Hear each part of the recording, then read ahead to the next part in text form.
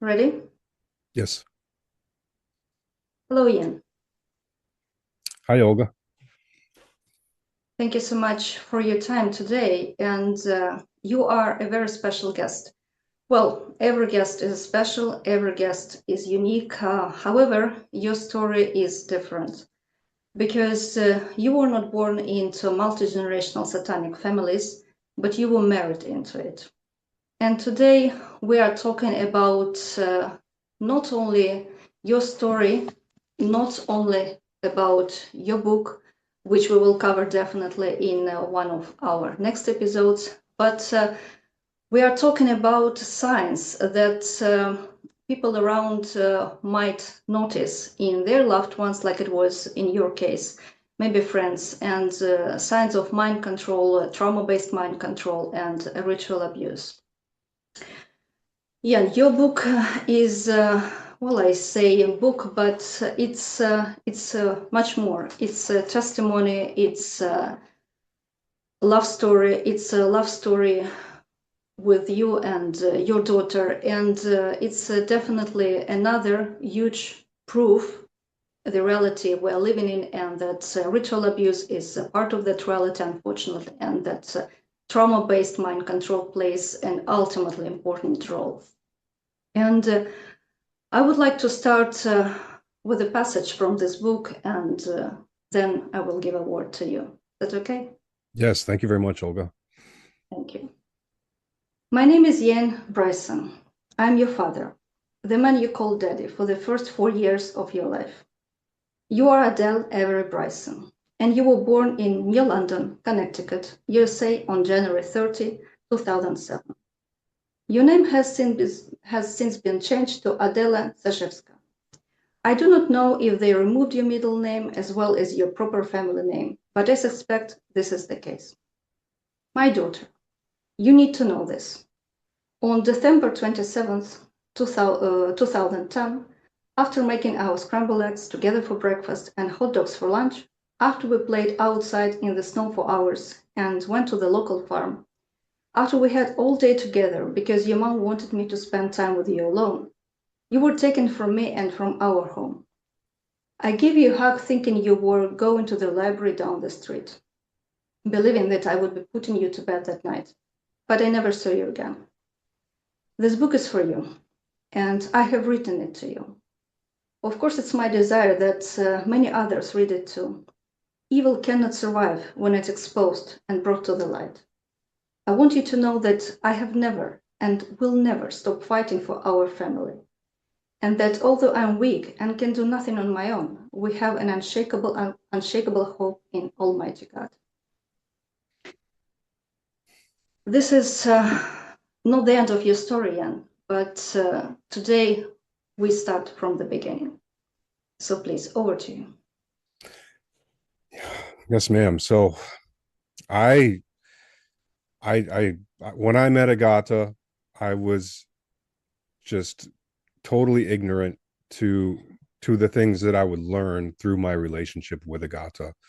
And I graduated from the University of Connecticut with a master's in political science in 2003, and I was just kind of waiting for the next step in my life to appear. And a friend told me that there were some Polish people down the street who were over on 3-month work visas, and to come meet them. And I drove over there, and they were standing out on the street. And as soon as I laid my eyes on Agata, I knew that she was going to be my wife. And I thought it was just love at first sight. I really just wasn't thinking at that point in my life. And within a couple days, she moved into my apartment building. Um, she had a boyfriend, and I just, didn't care, and she didn't care, and we just kind of kicked him out. Um, she then I took her to upstate New York, and she took a plastic ring off of her finger and said, "Ask me to marry you," and I did. And it just I got drawn in really quickly, and committed. And once I committed, there was no turning back for me.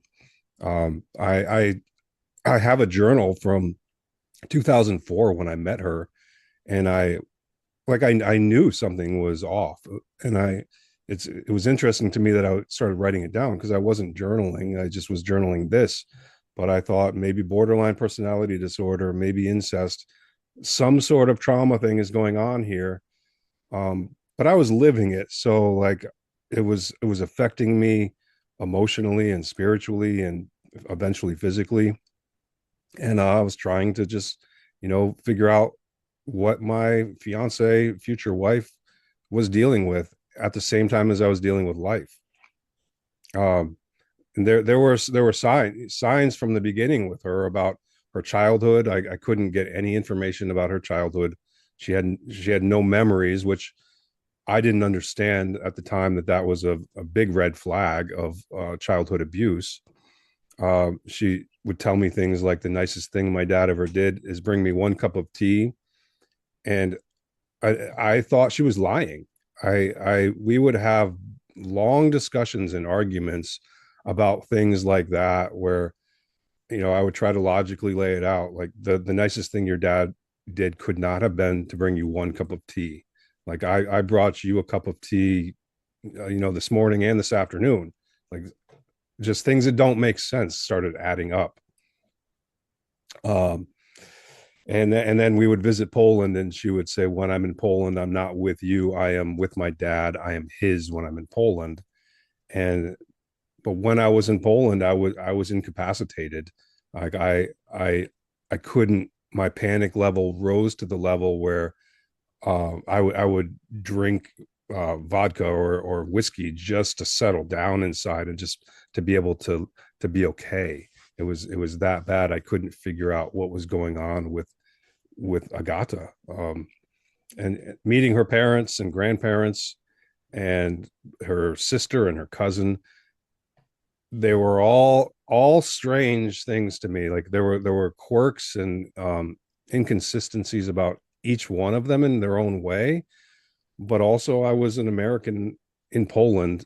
So I was able to just chalk it off as this is my Polish family, and I'm going to learn about them, and it's going to enhance our lives, and this is cool type of thing. Even though the red flags were there, and her father would say things like "I like young boobies," and her grandfather would say things, ask me how she is in bed, and the alcoholism was rampant, and my mother-in-law was miserable, and just like all these things were there, but they're Polish, and all families are weird.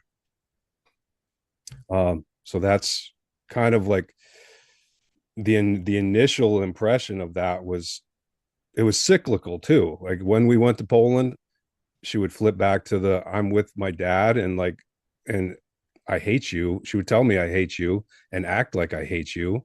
And then we would go back home, and I would think she's healing and that's never going to happen again. And she actually does love me. Like to me, it was obvious that she did love me and that our family was doing well, but it would keep going back and forth. Um, yeah. Does that make sense, Olga? Absolutely. Also, I would like maybe to make some clarification for our audience, because this kind of behavior, of course, back then, it was more than 15 years ago. We did know, at least those who were not from those circles, we did know about trauma-based mind control. We did know about MK Ultra. We did know about the thing that, for example, for us non-survivors, our memory is linear. So of course we might not remember every single day of our lives, but more or less we do remember. However, survivors and or cult members, they do not have the same memory line that as we have. They have gaps. They do remember here, they do remember there. They have a night life, they have day life. They have front personality or personalities, multiple personalities. And they have the alters that are doing some different jobs. So it is quite and absolutely possible, and it is exactly what it is, that when your wife or any other person is saying that things that do not make sense for us, they might not make sense then for them either, but they do not notice it because for them it's absolutely normal. And especially it is normal when it goes about multi-generational families where mind control is being practiced for not decades, but maybe even centuries. So, and this is mostly the cases. And that's why, Ian, thank you so much for being so detailed, because our educational episodes, it's not, as always, as I'm saying, it's not about horror shows and about cheap sensations. It's about education, about the reality we are living in. And for example, in your case, we can witness that mind control, survivors, cult rituals, all this dark part of our story is not somewhere there. It can be, and it is somewhere here. It's not necessarily a royal family. It can be husband, and in your case, Ian, it was your wife. So your story is also very important for those who might suspect something weird with their loved ones or friends or neighbors or colleagues. And that's why, for instance, your book is so descriptive, not for the size, on purpose of size, but on purpose of giving these exactly links so people might connect the dots in case they suspect something. So yes, thank you so much. Yeah, and I think that that is one of the main issues is our ignorance. Like these things can happen when we don't know about them. They can't happen when we know about them and they're in the light. And like my whole story starts off in ignorance, but it's like it wasn't something that was even there for me to find. I went to my undergrad at school was sociology, social problems and criminal justice, and we never talked about these things. We talk about other issues in the world and genocides, and um but this was not anything that was ever discussed. And then I worked for child services briefly and went through their whole training, and actually was a child protection officer and had families in my caseload.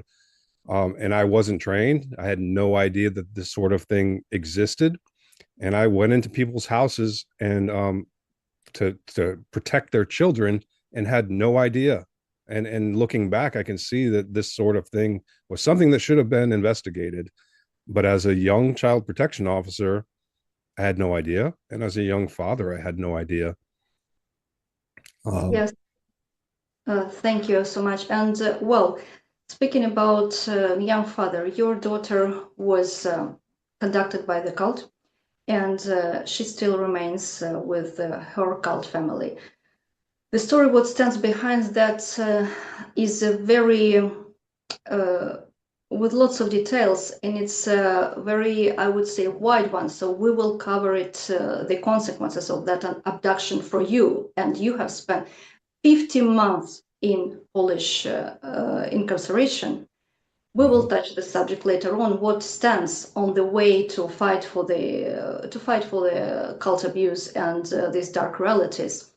However, today we will proceed with you having a child with Agata and how it was before the day she was abducted. The signs you have noticed that the child is not okay when she's in Poland, that the signs that were obvious, that are obvious now, but were not that obvious maybe at that moment. And what would you advise also to pay attention if people might suspect something similar with their children and spouses? yeah. Before I get into the details, I don't want to forget. Pay attention to your child, listen to your child, and realize that they're speaking to you in the language that they know. And you have to just keep paying attention and keep listening. It won't necessarily be obvious. Um, and so I married Agata in the United States, and the cycles kept with her. I love you one day, and I hate you the next day. They kept repeating, and I was just, I didn't believe the I hate you cycles, and they flattened me. So I just kind of waited it out until it was back to I love you, and then dealt with my own inner turmoil and depression and stuff through going to the doctor rather than looking at my surroundings. Our daughter was born in the United States in 2007. And in 2008, Agata wanted to move to the Netherlands to be closer to her family in Poland. And I think this is another inconsistency because I couldn't get any details about why she really wants to move to the Netherlands other than be closer to her family. And I was easily persuaded, family around us will be good and the Netherlands will be cool. And it's 2008. So the euro's worth double the dollar. And I just, my dad actually said, don't leave the United States with your family. And I was just, whatever. I didn't pay attention to that. I didn't see any danger. Of course, I trusted Agata. She was my wife. And then we moved to the Netherlands, and her father started visiting. We started visiting Poland more often. And as my daughter began to grow older and communicate more, and my relationship with her uh, became very close, especially at age 3 and up till her abduction. Uh, I was a stay-at-home dad for part of that, and just things were clicking for me. I realized she was the reason for my existence.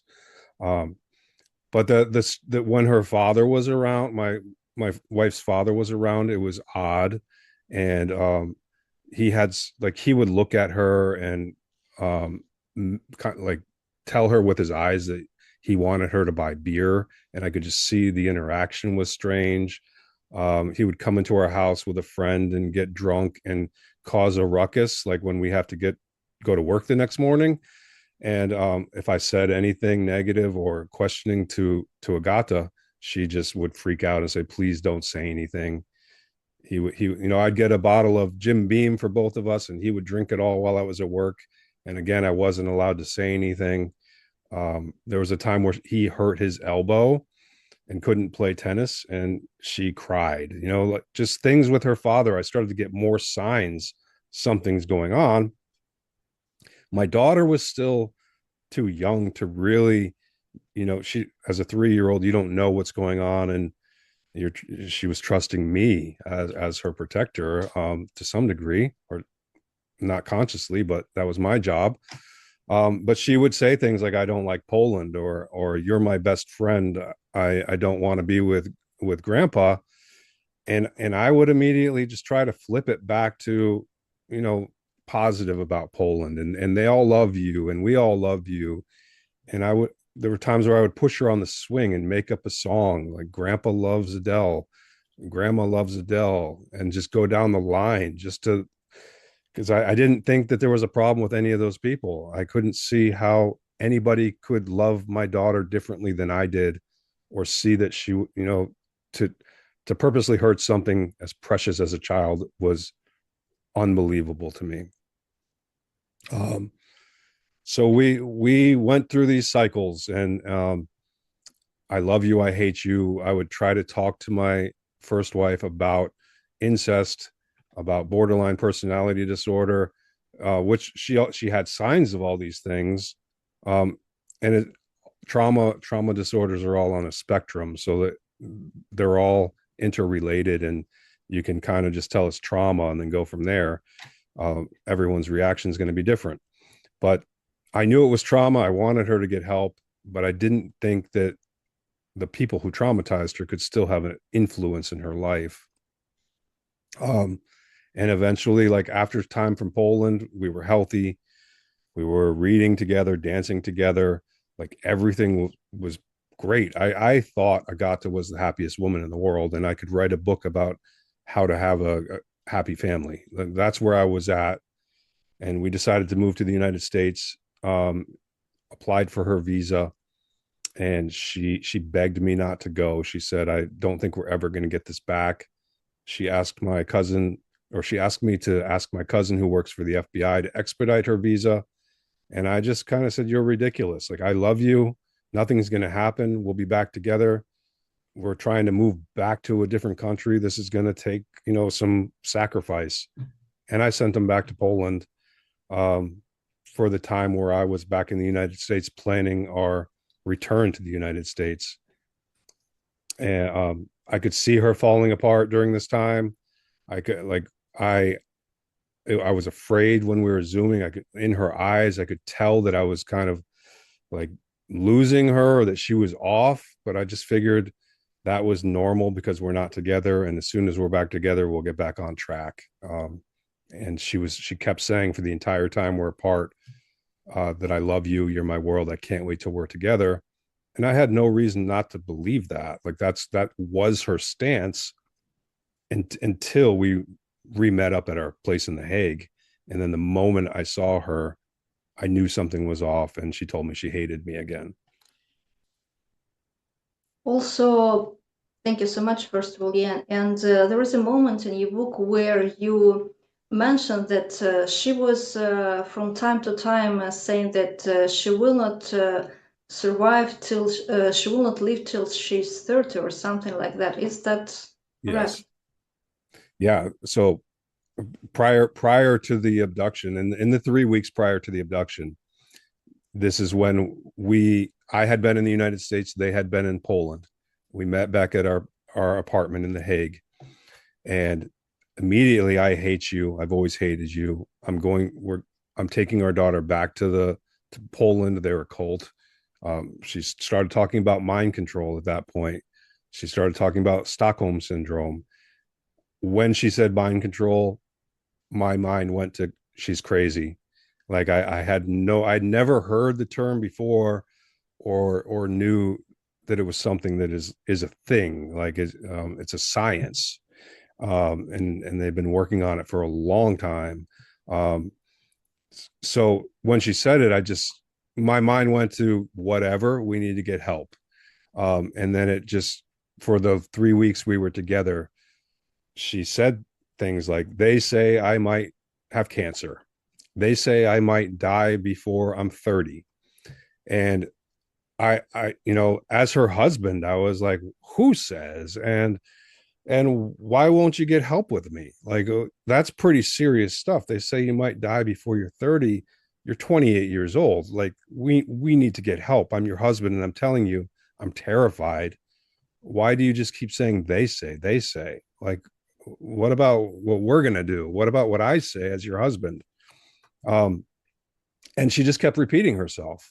They say this, they say that. My dad created a red herring, and nobody's gonna believe you. And they were under my roof, so I thought I had it under control. And what are you talking about? No one's gonna believe me about what? And I couldn't put it all together until it was too late, literally too late, and my daughter wasn't under my roof anymore. Also, thank you, Ian. Also, another moment, and I think it's important to cover as well, that your words that listen to the children, and the way why it's important, because children, especially little young ones, they simply do not have language to describe the things that are happening with and to them. And for example, the moment, we will not go into horrific details here because that's not the point, but the thing is, still we want to show what might indicate, what might be an indicator of trauma-based mind control and maybe ritual abuse. In this case, it was this moment with soap irritation when she was Adele and Agata, when they were together coming back from Poland. And could you please elaborate a little bit on that?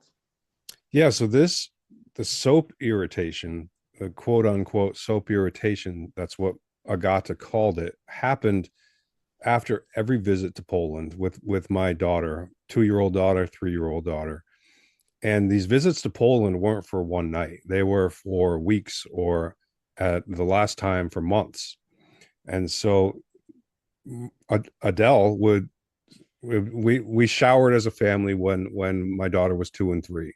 And Adele, when it was time to shower, she would say, not my pee pee, not my pee pee, and start hyperventilating. And this is only after returning from Poland. And so, like, as you know, it was like the worst thing that I could hear. But I turned to my wife for understanding, because I trusted her. she's the woman in the room. And that was enough for me, to a point, until it kept happening. And then I would ask her, you were in Poland for 3 months. You're telling me it's a soap irritation. Why didn't you stop using that soap during this 3 months you were there? Um, just for example, I would try to, because that doesn't make any sense. Why would you keep using a soap that makes her scream, not my pee pee? And not only it's not just pain, or it's absolute terror, to where my wife would take her out of the shower, bring her to the sink, and run water over her, and sing a song in Polish to her. And I would stand there being like, what is going on? Um, and I asked her, let's take her to the doctor. Okay, you say soap irritation. I say, let's take her to the doctor. And she said, no, we're not going to the doctor. I know it's a soap irritation. And I was in a spot where, like, I considered taking her to the doctor. Um, I I had directions in my pocket to the doctor. I looked it up, but I was so afraid of betraying my wife. Um, and also just like what it would mean if I was right. I wasn't thinking that consciously, but I think, like, I was subconsciously afraid, and so I wanted to trust her. I wanted to believe her on a certain level. Thank you, Ian. Absolutely. And what we also have in your book as a proof of your words is when I was saying that it's also a love story, it is because all the emails with I love you and I hate you, they're also presented in the book. And with the only purpose to show that how gradually the relationship were going into the mess, and also that things that are happening sometimes with our loved ones, we really do have pay attention. For instance, not so long before abduction, Adele was talking that she had to come back to Poland because of mind control, right? Yes. Yeah. She that's what she told me the day that I got back to The Hague. And, like, everything was off about her. I couldn't tell if it was my wife for 100%, because of the day before, and even that day she was sending me messages saying I love you. And that was where we left it. That's where we were together as a couple. And then now is when we returned. I could tell something was wrong. Like, she looked different. Everything about her was different. She had lost a lot of weight. And she said, I hate you. I've always hated you. I'm taking our daughter back to the cult because of mind control. And I just had I didn't I told her, you're not going to fool me this time. Like, we're going to get to the bottom of this. I don't know what's going on, but it's like, it's impossible for you to hate me the way you say you hate me. Like, I believe you feel that way, but that's why we need help, because it doesn't make any sense. um so I didn't try to argue with her. I just kept trying to ask questions and get to the bottom of, like, what do you mean mind control? Who mind control? And she wouldn't go beyond just saying mind control, or just saying Stockholm syndrome. um but she did, like, over the course of that 3 weeks, like, everything she did was telling me something's going on. She had a constant migraine. She was in bed, and I would chip ice off our freezer to bring her ice for her head. And she would say, I'd beg her to come out and play with our daughter and I, and she would tell me that she wants me to spend this time with our daughter, which was weird. I didn't realize this would be the last 3 weeks I ever got to spend with my daughter. But she would tell me things like that. And she was just totally unreachable as far as communicating and getting to the bottom of it. But what she did was just kept telling me the same things. The music she was listening to, she was trying to get, she listened to the song Shut It Down and Miss Me hundreds of times. And, like, Miss Me a Little When I'm Gone is the song. And I'd say, Agata, we were just apart for 3 months. I miss you. Where are you? and she wouldn't respond. She just kept playing these same things and watching movies about torture and terrible things happening to people.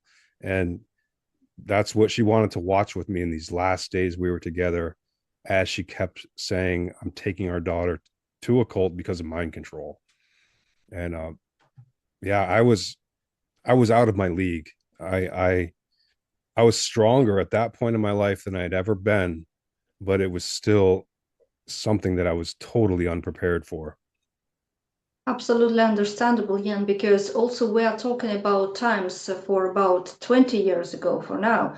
So we didn't have access to internet, most of us at least. So we didn't have information about what mind control actually is. And even now, if you Google, you will see all this nonsense about satanic panic, that satanic ritual abuse, it doesn't exist, and so on. And again, on purpose, we are not discussing so-called infamous files and islands, but the purpose, again, of our educational episodes to show that there are people, and you, Ian, one of them, who are dealing with these files and islands for decades by their own, and Mhm. it has nothing to do with famous names, even though some perpetrators of your first wife and Adele are famous in their towns and cities, and we will come back to this topic in our next episode. So there are people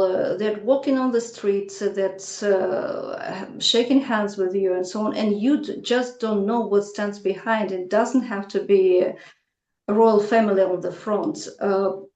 Dark reality is much wider as we think, and it goes really deep, and it's there for centuries and for thousands of years.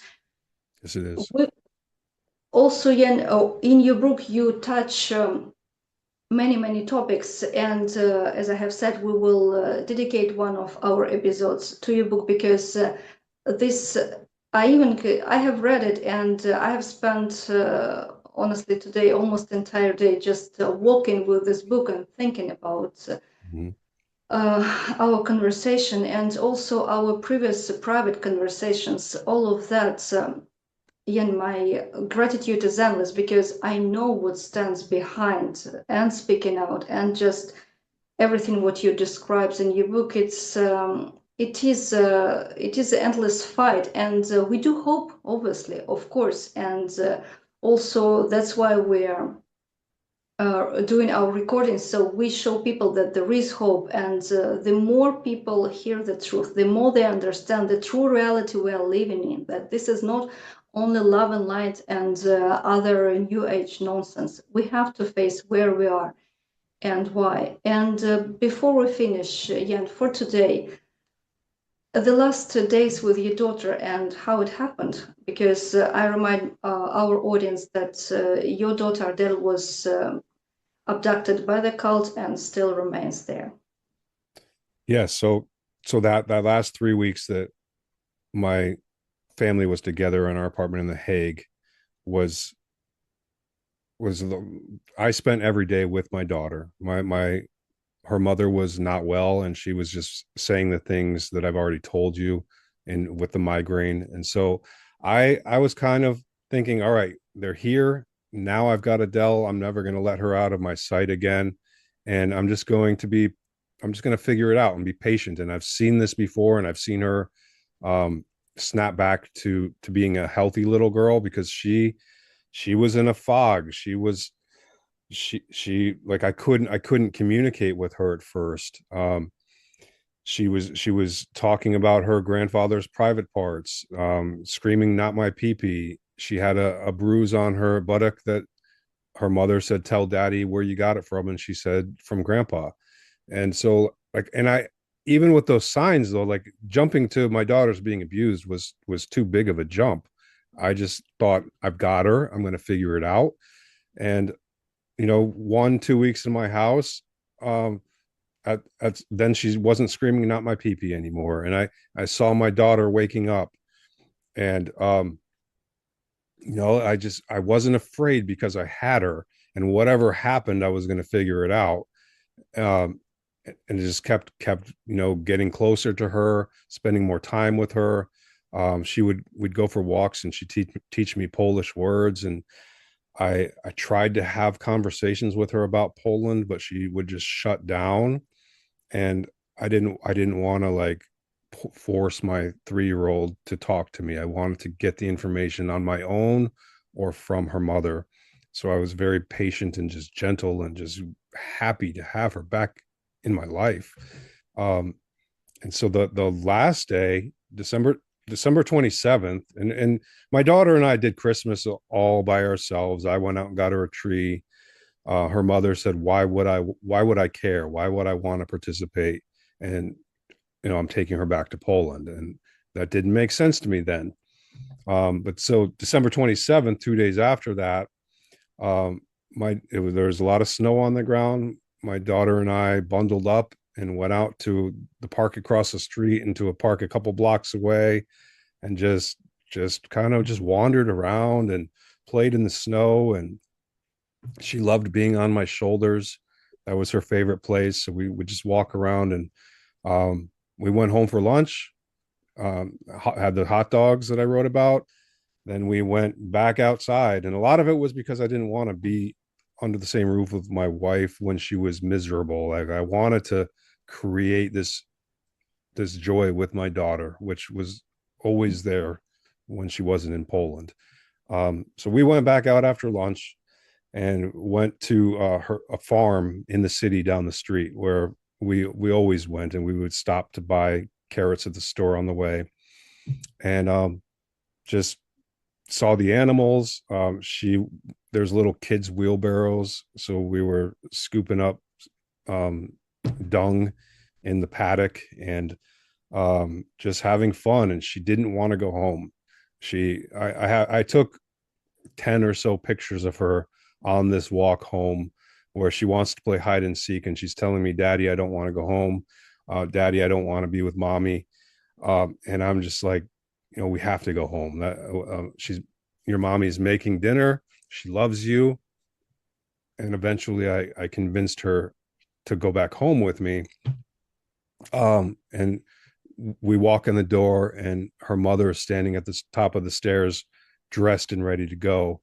And this is a change from the past 3 weeks where she was miserable and, just wearing bedclothes. She's dressed and ready to go with makeup on. And she says, I've been waiting for you. I need to take Adele to the store. And like, my alarm went off. Like, what do you mean? Like, you to the store? Like, what could possibly be so important that you have to go now to the store? So I slowed it down. Wait a minute. I made tea and popcorn for my daughter and I, and put on her favorite movie, and tried to separate out the bubble we had created of just our family and joy and being together, with whatever was going on with her mother. And she kept at it. She said, you need to support me on this. I was like, no, like, you have her passport. You've been threatening to take her back to Poland. What are you talking about? um and then eventually she had a guy came over who was a friend or his daughter was a friend of my daughter's. I knew he was trouble, but I let him into the house. And eventually he said that his daughter and his wife are down the street at the library, and why not let my daughter and my wife go visit them. And I said, okay. And my wife had my daughter walk into the kitchen where I was standing with this man. She wrapped her arms around my neck, and it felt like an unreasonable hug. And I had to like pry her little fingers off and tell her I love her. And just like, what are we worried about? Everything's great. I watched both of them walk down the stairs, and I never saw my daughter again from that moment. And it took me about that man left. I called my best friend and said, I don't know what to do. It's happening again. And 10 minutes or so into that conversation, it hit me that they're gone. And that's it all started from there. Just the dominoes all fell, and I knew they were gone. I knew that what my first wife had been telling me was true. it was a lot to like realize and understand all at once, but I knew that I needed help. I knew that I needed to stop them from going back to Poland. Thank you so much.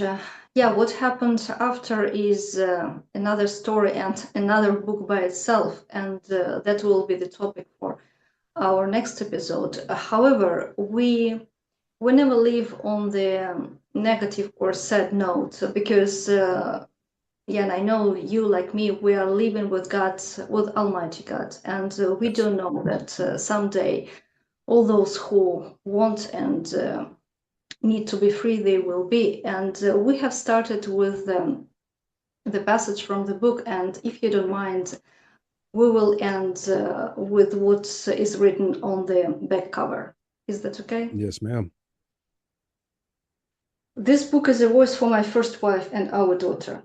It is a voice for ritual abuse survivors and victims everywhere who must be heard. This book obliterates the red herring. It demands justice for those oppressed by cults practicing ritual abuse and mind control. And it points us to our only hope. Because the hope is definitely there.